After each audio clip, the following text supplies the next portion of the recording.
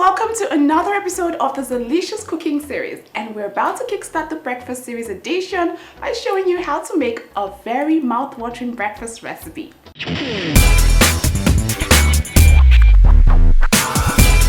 So today I'm going to show you how to make banana pancakes. One of my absolute favorites.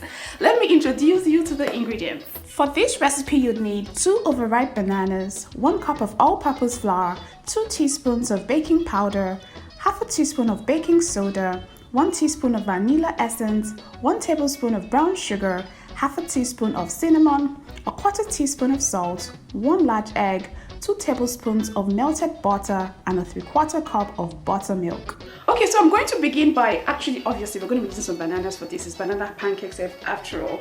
And I'm using some overripe bananas for this recipe. Now, if you have overripe bananas in your house and you do not have an idea what to do with them, this recipe is one of the recipes you can make using your overripe bananas.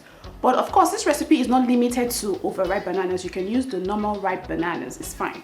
But do not just throw away your overripe bananas, okay? So I'm just going to peel the banana, the skin off. It's really overripe. And place them into a mixing bowl.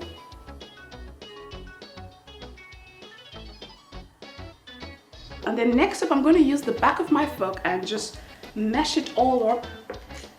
It's easier to mash if the bananas are actually overripe. So I'm just mashing.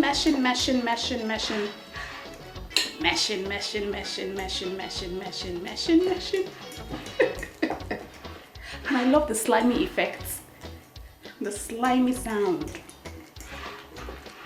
Okay, now almost there.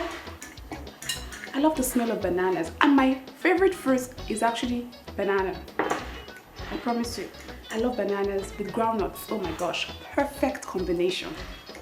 Nothing beats it. Okay, so I'm just mashing till it's completely mashed in. And then afterwards, I'm just going to add my buttermilk. Mine is actually homemade, not store-bought. If you want to make yours at home, just put 1 tablespoon of vinegar or lemon juice into 1 cup of full cream milk and leave it to sit at room temperature for about 5 to 10 minutes. And voila, you have buttermilk.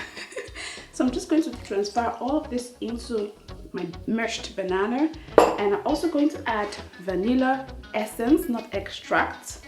So everything goes right in. And I'm also going to add 2 tablespoons of melted butter right in here. And I'm going to crack open 1 egg.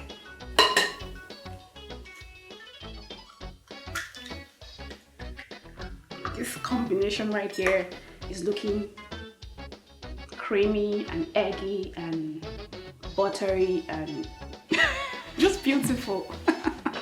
So next up, I'm just going to give this a very good whisk to thoroughly combine all of the ingredients added into the mixing bowl.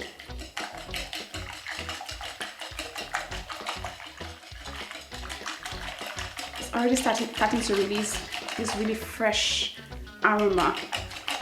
And I always like it when I can perceive the aroma of whatever it is I'm making, even before I even start cooking it. I just always like it. Okay, so this is thoroughly incorporated right now. I'm going to just set this aside and go ahead with my dry ingredients. Okay, so in this mixing bowl, I'm just going to transfer my all-purpose flour.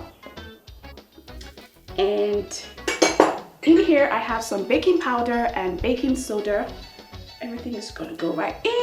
And here I have some cinnamon, just for some extra flavor and taste and cinnamon taste.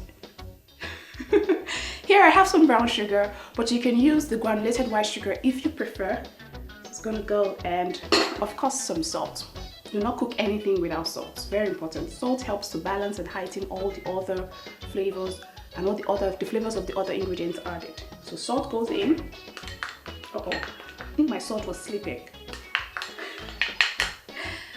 Okay, so I'm just going to mix this all together just to thoroughly combine.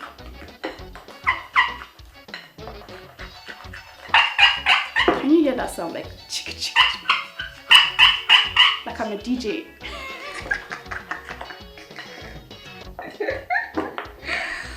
my gosh, cooking gives me so much life. Like, it gives me so much joy. I don't know if there's any other thing that gives me so much joy like cooking. I don't know. I think I don't know. I just don't know. I don't know. So I'll just keep stirring together, and I'm sure it's perfectly combined now. Next, what I'm going to do is just marry the wet ingredients and the dry ingredients together so that they will become one. So I'm just going to transfer the wet ingredients into the dry one. And this recipe is a really simple, pretty simple and straightforward recipe. And I'm just going to gently fold it in and mix it together until it's thoroughly incorporated. So I'll just go like that. Now what you're looking for is a semi-runny batter. It's not going to be runny, but it's going to be just a little bit thick, but it still flows slightly. So I'm just stirring it all together to perfectly combine.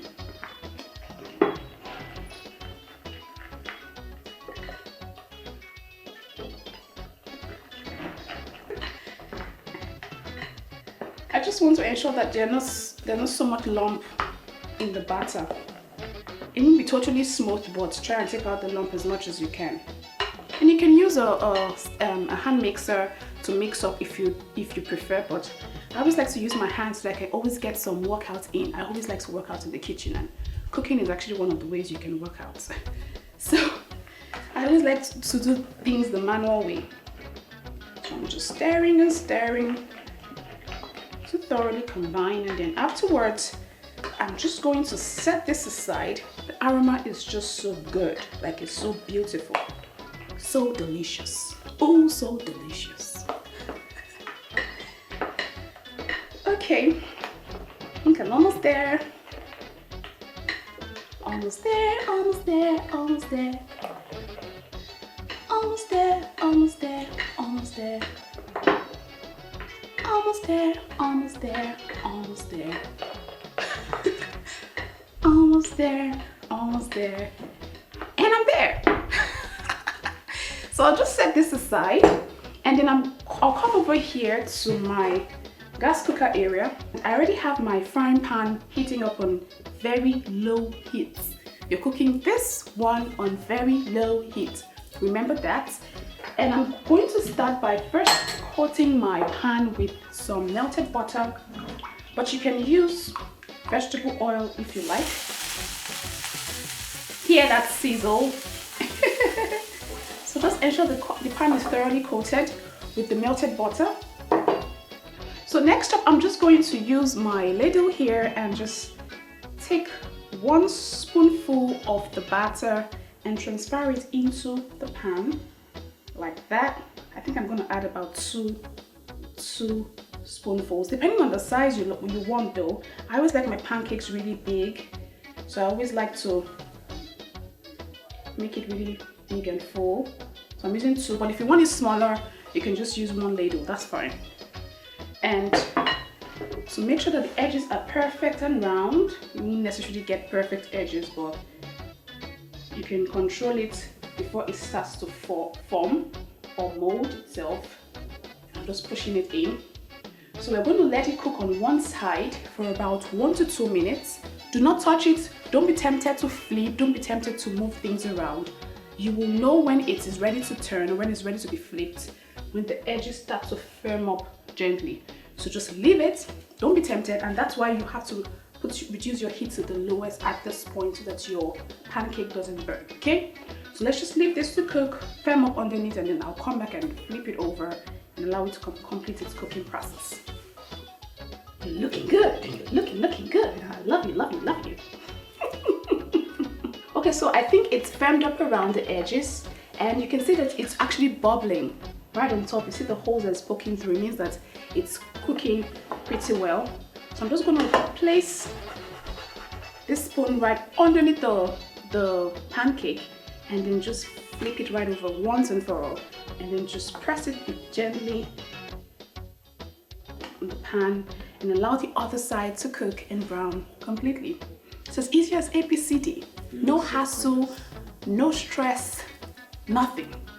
Looking so gorgeous, so beautiful, so yummy. And guess what? It smells so great. So when you want to know if the other side is done as well, just use your flipper and then just raise it up gently and check it. It's done. So I'm just going to put the flipper right underneath the pancake and just bring it out and place it on my plate. As simple as A, B, C. So I'll go ahead again and coat my pan again with some butter. Remember I said you can use some vegetable oil if that's what you have, but don't put so much. Remember, you're not frying, you just merely want to coat the pan. And I'll go ahead again and transfer the batter with my ladle. I like it big, so I'm putting 2 ladle spoonfuls into my pan, and I'll just allow it to cook again. I'll flip it over, turn it over again, and then put it into my plate. I think I have 1 more to go, so I'll show you when I'm done, okay? Let's go. Winnie dancing in front of the pancake. 3, 2, 1, and action, dance. Okay. Scene 1, Winnie dancing in front of the pancake. 3, 2, 1, action. Oh my gosh.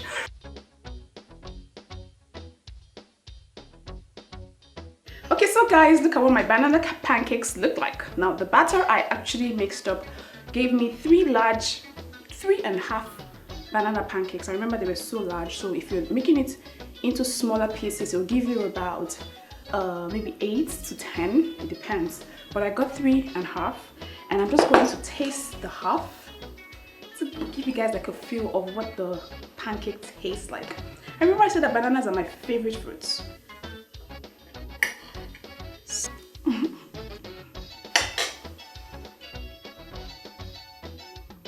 One thing I love about this recipe is it's really fluffy. It's super duper fluffy, very moist. It tastes so great. Anything that has banana in it actually tastes good to me. But this is the way you want to be making your pancakes from now henceforth. In fact, hold on. Let me take another bite. Usually I have my pancakes with maple syrup or honey and stuff. So you can use that when you're eating it, and then you can have some fruits by the sides as well. So now you know how to make banana pancakes, and you saw how easy it was to make it. Go and make it for your family and friends and make them enjoy a beautiful, tasty, yummy, mouth-watering breakfast, okay? If you're going to recreate this recipe, please kindly send me your pictures on Instagram, Twitter, and Facebook. I'm there as Zeelicious Foods. And if you have not subscribed yet, what are you waiting for? Go ahead and hit the subscribe button and join this family, and so that you can also get instant notification whenever I upload a new video. I'll see you again next time with another beautiful recipe. Until then, remember to be really kind to one another and spread only love and not hate. Take care.